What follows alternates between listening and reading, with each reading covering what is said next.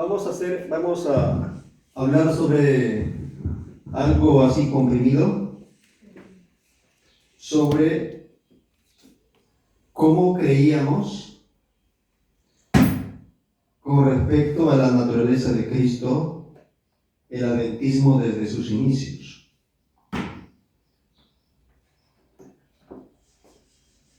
Recordemos que el adventismo es el resultado de una profecía. El movimiento llamado por Dios para poder desempeñar un papel muy importante en la última fase final de la historia de este mundo. El adventismo, ¿El adventismo en qué año nació? El adventismo se inicia 1844, 1800, organizado 1863. Entonces surge como cumplimiento de Daniel 8:14. Las 2300 tardes y luego el santuario será purificado. Mire Apocalipsis 10. Entonces, con el adventismo va a iniciar el séptimo periodo de la iglesia. Y al adventismo Dios le va a dar unas doctrinas particulares, doctrinas importantes, doctrinas únicas, un mensaje que va a ir dirigido al mundo con el plan de poder preparar un pueblo para su segunda venida. Entonces, a la mañana habíamos hablado un poco sobre la naturaleza de Cristo. El mundo católico cree que el pecado está en la carne.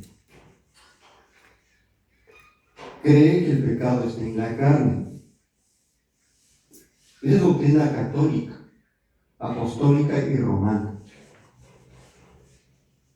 El católico cree que un bebé nace culpable y condenado por ende. Por eso ellos han inventado, ¿qué cosa? El bautismo de bebés.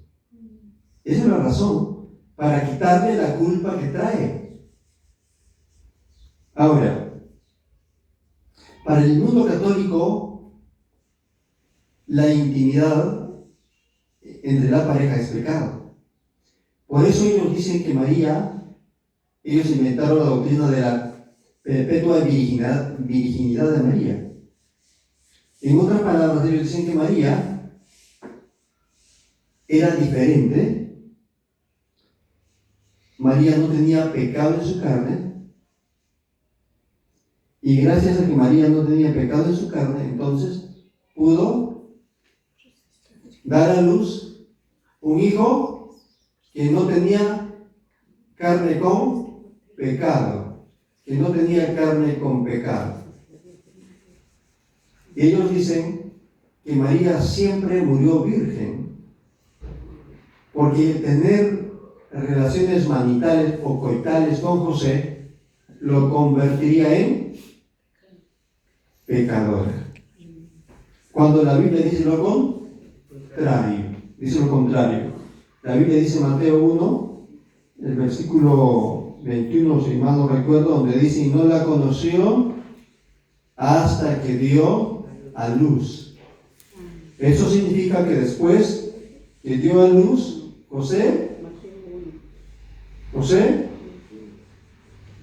consumó su matrimonio. O sea, conoció a María. Perfecto. Ahora, para el mundo católico, las relaciones sexuales es pecado, es lujuria. Por eso ellos también se han inventado la doctrina del celibato. Por eso los sacerdotes son célibes, no tienen esposas, porque con la concepción de ellos, el copular con una mujer, están pecando. están pecando. Entonces, ellos dicen, como María tenía una carne diferente, como María fue concebida inmaculadamente, por eso hay una oración que inventaron, Ave María Purísima, Ave María Purísima, sin pecado concebida. Allí está la doctrina de la Inmaculada Concepción. O sea, la Inmaculada Concepción no está en Cristo, sino en María. Entonces, se corta el pecado original que se transmite de padres a hijos en María. Entonces María ya no tiene pecado original para transmitirlo a Jesús. Ya no tiene pecado para transmitirlo a Jesús. Y ese no es un invento, y eso es un invento, un cuento, porque eso no dice la Biblia. María es del linaje de David, es de la descendencia de David. Ya hemos visto a la mañana, hemos explicado ampliamente que Jesús fue su hijo de María, que tenía la carga genética de María, tenía los cromosomas que aportó María por el lado humano. Entonces, la diferencia no estaba en la naturaleza, en la carne que tomó, porque el pecado no se transmite en la carne. Habíamos dicho que pecado, culpa, no se transmite. Yo cometo un pecado, un delito, y ese delito no se transfiere a mi hijo. Por eso Ezequiel dice, el alma que pecare, esa morirá. El alma que pecare, esa morirá. Tú pecas, tú pagas tu pecado. Adán pecó y Jesús no murió porque Jesús pagó su deuda. Ahora, el concepto del pecado original es tan antiguo, pero es nuevo en el seno del adventismo. Que quede claro, es tan antiguo, pero es nuevo dentro de las filas del adventismo. En los días de Jesús, la gente creía que el pecado se heredaba. Por eso a Jesús fueron y le preguntaron al ciego de nacimiento, dinos quién pecó, él o sus padres, para que nazca ciego. Porque ellos creían que de alguna manera el pecado se transmitía. Bien, uno pecaba en el vientre de su madre y salía pecador, y como resultado ya nacía, digamos, en este caso ciego, o por el pecado que han recibido de sus padres. ¿Y quién dijo Jesús? Ni él ni sus padres. Ahora en Ezequiel 18, 4 dice, no se dirá este refrán, los padres comieron las uvas agrias y los hijos llevarán la dentera, porque yo odio esto. ¿Por qué Dios dice eso? Porque eso le convierte a Dios injusto. Le hace a Dios injusto. Ya no hay justicia. ¿Cómo se llamaría a alguien que sentencie al hijo por el mérito del padre? ¿Cómo se llamaría? Injusticia. Y esa idea está ampliamente desarrollada en las Escrituras. Cuando nosotros vamos al capítulo 18 del libro de Génesis, por allá iban 3 hombres e iban a destruir Sodoma y Gomorra, y uno se quedó con Abraham. Abraham le preparó un guiso de cabrito, y los otros se fueron a destruir a Sodoma y Gomorra. se fueron a destruir a Sodoma y Gomorra, y le preguntó a Abraham y le dijo cuál era la labor, y este hombre, que no era un hombre, era Dios. Era Dios, no era un ángel. Era Dios, era Cristo. Cristo. Era una cristofanía. Entonces, Abraham le dijo, ¿y qué tal si allá en Sodoma y Gomorra hubieran 50 justos? ¿Vas a castigar al justo con el impío? Y Abraham le dice, ¿el Dios de justicia hará esto? ¿Es correcto que el justo perece con el injusto, que el impío perece con el justo? ¿Que el inocente muera por el culpable? ¿Es justo eso? No, no es justo. Y Dios dijo, no lo haré. Y Abraham dijo, ¿qué tal si no hay 50, sino 20? ¿Y qué tal si no hay 20, sino 10? ¿Y qué tal si no hay 10, hay 5? Ni 5. No dijo. Entonces, Había 5.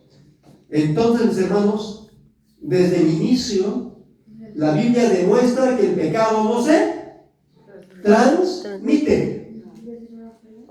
No se transmite, pero en el mundo evangélico, en el mundo católico, sí se cree eso. Esa es la razón por la cual creemos y decimos que el niño no nace condenado, no nace culpable. Porque no hay argumento bíblico que sostenga eso. En el periodo del oscurantismo de los 1260 años, la Iglesia Católica inventó una serie de doctrinas y como no se leía la Biblia, estaba prohibido leer la Biblia, esas mentiras que cuando se repiten muchas veces se vuelven, ante el mundo se vuelven verdades, se vuelven dogmas, y la gente simplemente lo cree, porque ha sido enseñado. Así creían nuestros abuelos, nuestros bisabuelos, etcétera, y dicen, así nos enseñaron, así hemos creído, y así es. ¿Qué tal el argumento? ¿Dónde está la base escritural para poder defender eso? Entonces sometámonos a lo que dice la tradición. A lo que dice la tradición. Entonces cuando Dios llama al movimiento adventista, el movimiento adventista va a surgir, el movimiento adventista va a surgir para zarandear todas esas doctrinas que no son bíblicas. Pero algo ocurrió. Algo ocurrió que esa doctrina, muy vieja por así decirlo, porque esto era un concepto platónico, filosófico platónico, donde se creía que el alma, la carne era mala y el espíritu era bueno. Y eso se introdujo del mundo helenístico al mundo romano. Y cuando el mundo romano se convirtió al cristianismo así de mentiritas, vinieron con todo eso. Entonces, quien se encargó de sistematizar todo esto fue San Agustín de Hipona. Entonces, cuando el adventismo sale a la palestra, por así decirlo, ellos van a enseñar lo que está en las escrituras, y le van a dar por cerca de casi 100 años, el adventismo va a mantener su doctrina pura. Pero ocurre más o menos por la década de 1950 aproximadamente. 1950 los evangélicos empiezan a surgir con más auge y atacar al adventismo y poder poner bajo la lupa todo lo que el adventismo creía. ¿Y qué ocurre? Ocurre un diálogo, para resumir la historia, ocurre un diálogo que un grupo de evangélicos eruditos van a entrar en una serie de diálogos con los adventistas, con la cúpula, con los más altos dirigentes. Y uno de estos evangélicos era jesuita. Walter Martin era jesuita. Le habían dicho a Walter Martin que escribiera un libro sobre las sectas. Y había escrito un libro donde había catalogado a los testigos y a los mormones de sectas y les había dado duro. Y los adventistas sabían eso. Y en su próxima edición iba a escribir sobre los adventistas. Pero Walter Martin no quería escribir solo por escribir, sino quería información de primera mano. ¿Y quién te puede dar información de primera mano? Son los adventistas, los que están en la más alta dirigencia. Así que él intercambió cartas, sacaron cita y luego se reunieron con los adventistas. Los adventistas le dieron amplia entrada a la biblioteca. Él pudo leer de los libros de los adventistas por un cierto periodo de tiempo y luego se realizó las reuniones. En esas reuniones, Walter Martin decía que los adventistas eran una secta porque creían que Jesucristo tenía una naturaleza pecaminosa y eso era una blasfemia. En el mundo evangélico, en el mundo católico, eso es una blasfemia, un pecado. ¿Por qué? Porque ellos creen que el pecado está en la carne. Por eso ellos nunca te van a aceptar eso, que Jesucristo haya tenido nuestra carne. Porque el pecado para ellos está en la carne. Y si eso es verdad, entonces Jesucristo no podría ser nuestro Salvador. No podría ser nuestro Salvador. Porque al tener nuestra carne con pecado, le convierte en una víctima más. Pero el adventismo no creía eso. Y Walter Martin quería escuchar las explicaciones concerniente por qué los adventistas creían eso. Se reunieron así en periodos intercambiables por 2 años aproximadamente. Los adventistas dieron respuesta a las preguntas, le hicieron cerca de 60 preguntas, y como resultado de eso sacaron un libro, Preguntas sobre Doctrina. Estos adventistas, que eran 3 y luego se agregó uno, que eran 4,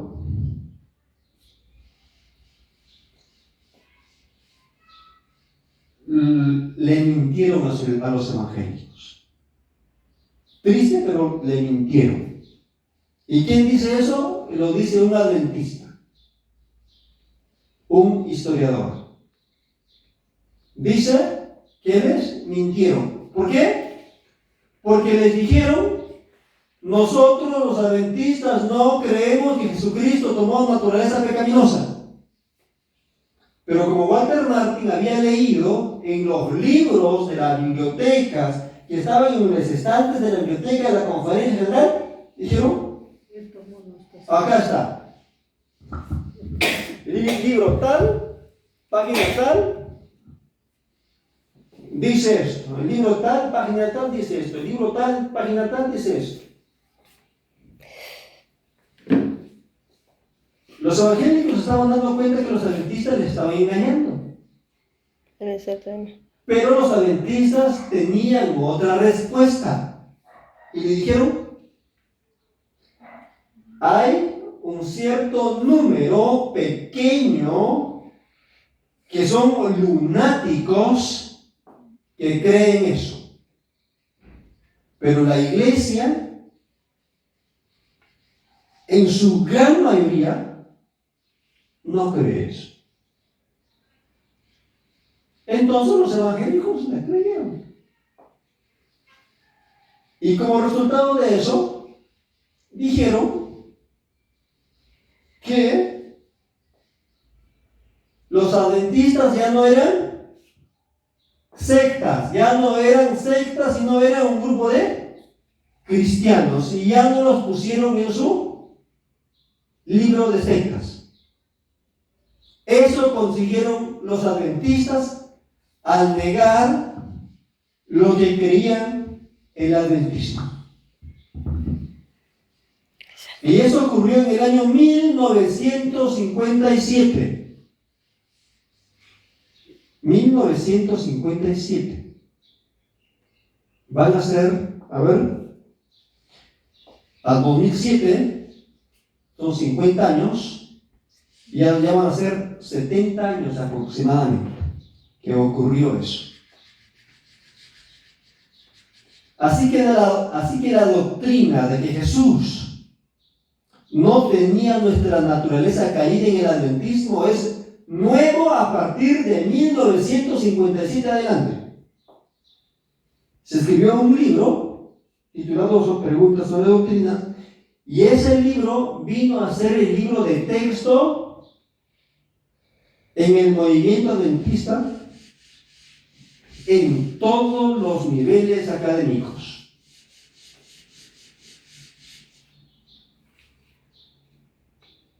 Se repartió desde los maestros de escuela sabática hasta los profesores de universidad.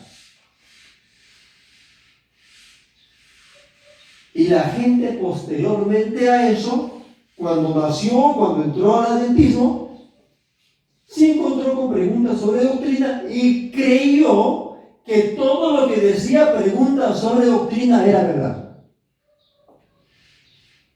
Y por eso hay adventistas hoy que dicen: así hemos creído, así nos han enseñado. Y eso es cierto, porque ha habido pastores, alumnos que entraron a los seminarios después de 1957, fueron adoctrinados con ese libro. ¿Se dan cuenta? Pero el libro trajo una reacción. Hubieron muchos pastores de gran trayectoria que conocían bien lo que creía el adventismo y no creyeron, porque en preguntas sobre doctrina se tocan 4 pilares básicos del adventismo: la naturaleza de Cristo, el pecado, el espíritu de profecía y la doctrina del santuario. 4 doctrinas básicas del adventismo se trastocan hasta sus cimientos en preguntas sobre doctrina. Estamos hablando así en el resumen concerniente a la naturaleza de Cristo. Entonces, ¿qué se hizo? Muchos pastores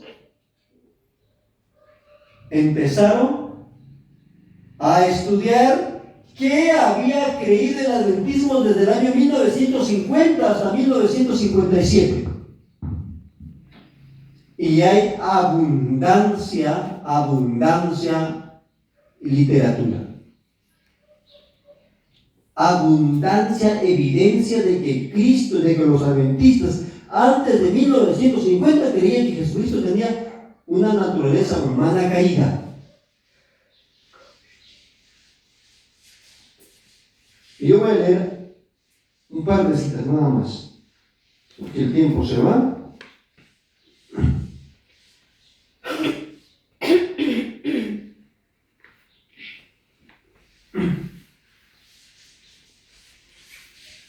Estas son las primeras declaraciones. Por ejemplo,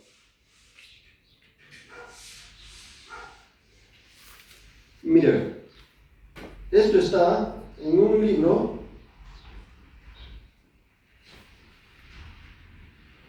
en la Revista Herald del 18 de octubre de 1853 y se escribió así: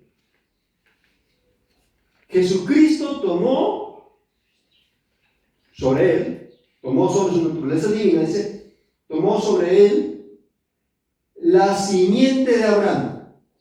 ¿Y qué naturaleza tenía Abraham? Inmaculada, ¿verdad? No. Nuestra naturaleza, manteniéndola sin pecar. El misterio está, mis hermanos, el milagro está que como alguien teniendo una naturaleza caída, nunca pecó. El pecado no está en tener naturaleza pecaminosa o caída. El pecado está en hacer lo que dice la naturaleza pecaminosa que hagas, satisfacer a esa naturaleza, satisfacer los deseos de la carne. Otra cita dice, es decir, que Dios envió a su Hijo en semejanza de carne de pecado. Equivale a decir que el Hijo de Dios asumió nuestra naturaleza. Fin de la cita. Tengo otro párrafo y con esto finalizo.